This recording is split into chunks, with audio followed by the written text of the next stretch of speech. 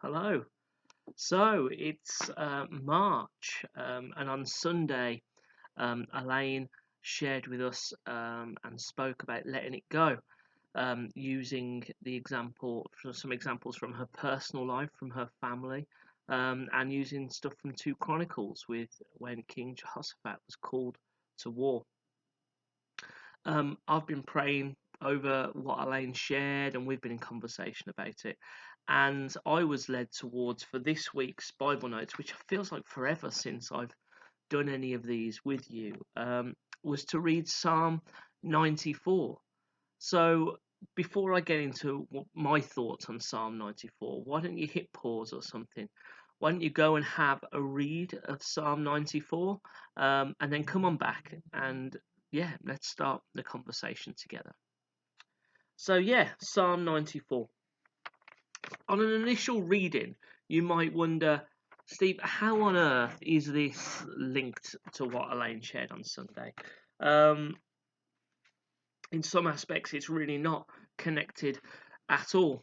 But in other thoughts, actually, it is really closely connected. I mean, when you read Psalm 94, it's clear that the author is not in a great place, that the author is experiencing people coming against them. The psalmist is seeing wickedness and injustice all around them. And actually, in places, it's quite an aggressive and sad psalm.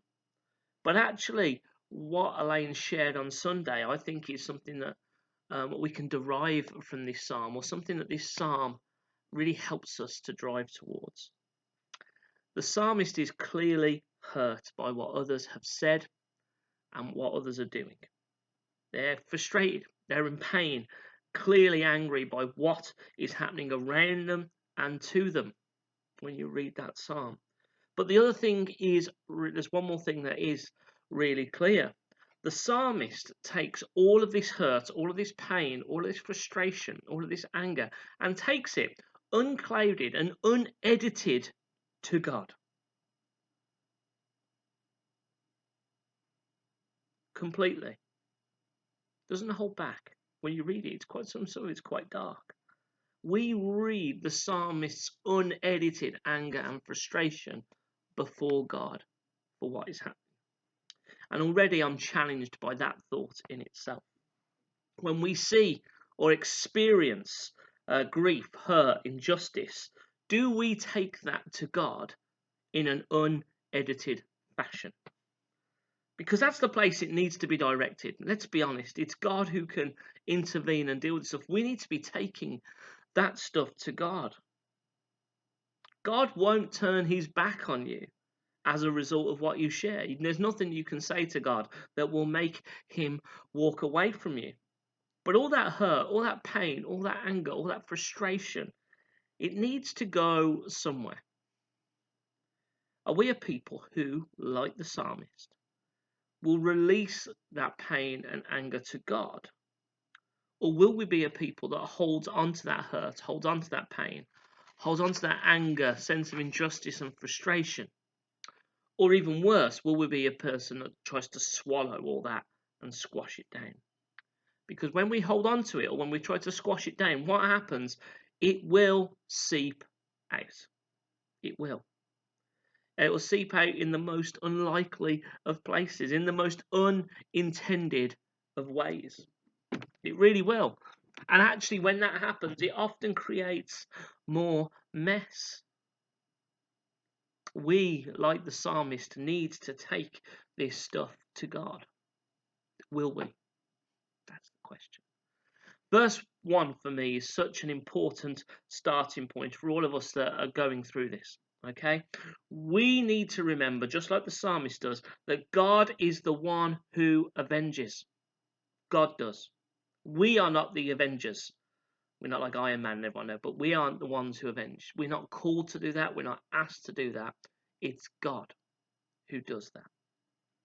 God is the one who brings his perfect judgment, and it's his place, not our place, to avenge, to correct it.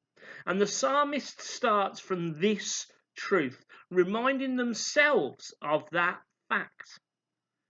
By doing that, it keeps their hearts and their actions in place before launching into anything else. Because actually, when we don't realize that God is the avenger, we try to do it ourselves. So the psalmist, before even launching into sharing their anger and frustration with God, reminds themselves that God is the one who avenges. So we don't do it. We're talking to the one who needs to hear this stuff. We're talking to the one who can and should truly do something about it. Not only can and should, but will do something about it, because God is a God who avenges.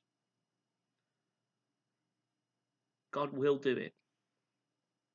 The psalmist starts from this truth, reminding their heads and their hearts that they can and they should take these things to God, and even more importantly, leave these things with God for Him to do something about them. It is then from this starting point that the psalmist then pours out their hearts, their troubles, their anger, and their frustrations to God. And we need to be a people who follow this example. Before we launch into things, okay, remind ourselves who God is. Remind our hearts why we share this with Him, why it's important that we do. Remind ourselves why it's right to not only take this stuff to God, but to leave this stuff, let it go, leave it with Him. How well do you know God? Do you trust God enough to leave your grievances with Him for Him to act on them in His perfect will and perfect time? This is the place we all need to get to.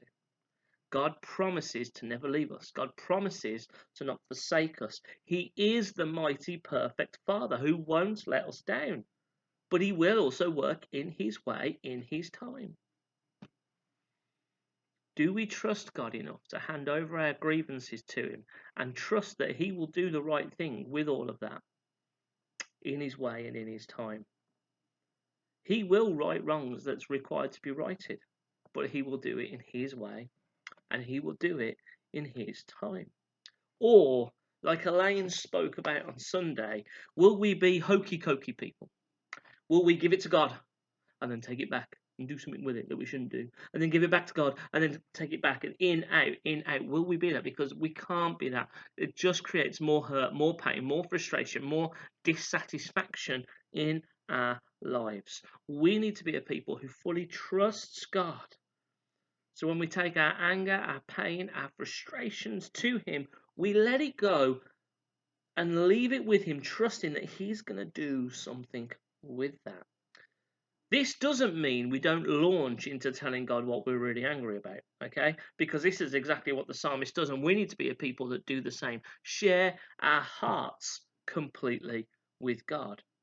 But before the psalmist does something really important, before launching into it, the psalmist reminds themselves, their heads and their heart, just who it is that they're talking to and why they're talking to Him. Verses 2 to 11 is literally the psalmist throwing all of their frustrations, all their pain, and all their anger to God, throwing it at the feet of God. There is no holding back here. The author gives it all to Him. And it's such a healthy thing to do. If we hold on to that level of pain and anger and frustration, it can poison our heart, it can poison our lives, it can poison our mind, and it can and will end up spilling out into our lives and relationships in all sorts of unexpected, hurtful, and unhelpful ways. However, when we share this with God, it does a couple of things, okay? First of all, God is a safe person to share all this stuff with. He will take on all the hurt. He will take on all the pain. He will take on all the anger. He will take on all the frustration you can throw at Him. It will not change how much He loves you. It won't. He will not leave you as a result of what you say to Him. He is the safest person you can share these deep hurts with in a way that won't impact your relationship with Him negatively. If anything, by doing this, it will bring you closer together in relationship. Why? Because as you share your scars and your wounds with God, you invite Him into them. And it's in that place where God can start to be our peace in our wound. He can start to be our healing in our wound. He can start to be our pain relief in our wound. And the two of you get brought closer together. This is always a really good move. But also, by doing that, it allows God to move in new and unexpected ways amidst our pain and our hurt. The question is, will we be open to Him doing that? Will we allow Him to do that? Or will we hold on to the hurt once we've shared it and allow that wound to keep festering and potentially become even deeper or more infected? I don't want that. I don't want that for you either. Then verses 12 to 23 sees a shift in the psalm. The psalmist goes on the journey of giving this hurt to God, releasing it and letting it go to God. The psalmist places the hurt, the pain and the anger at the feet of God, allowing God to deal with the situation as He sees fit, fully giving it to Him. Not just letting it go and forgetting about it. That's something else altogether. This isn't what the psalmist is doing. The psalmist isn't letting it go and forgetting about it. The psalmist is letting it go and giving it to God and knowing, trusting confidently that God will do something with it. Not only something, but the right thing in His will, in His way. That's a very releasing moment. That's a very releasing truth when you can look at yourself in the mirror and go, I don't have to worry about that because God's got it and He's dealing with it. Very releasing.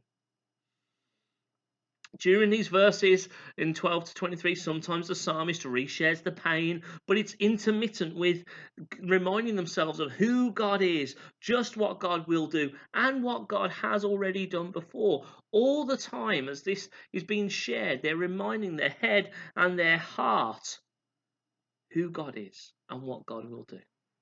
We need to be on a people who will go on this similar journey as this with God.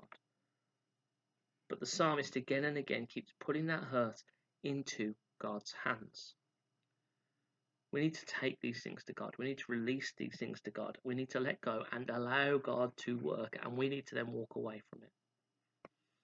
Verses 22 and 23, and verse 23 I know is incredibly harshly worded, show that the psalmist has come to a place where they can let go of their pain and trust God to have His way.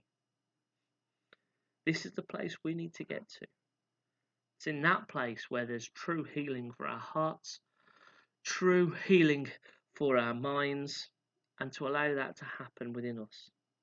It's in this place where our relationship with God grows, our faith in God grows, our trust with God grows. It's in this place that we get to walk forward with God in a way that's not shaped by our pain, but shaped by Him. I'm tired of carrying some of this stuff, aren't you?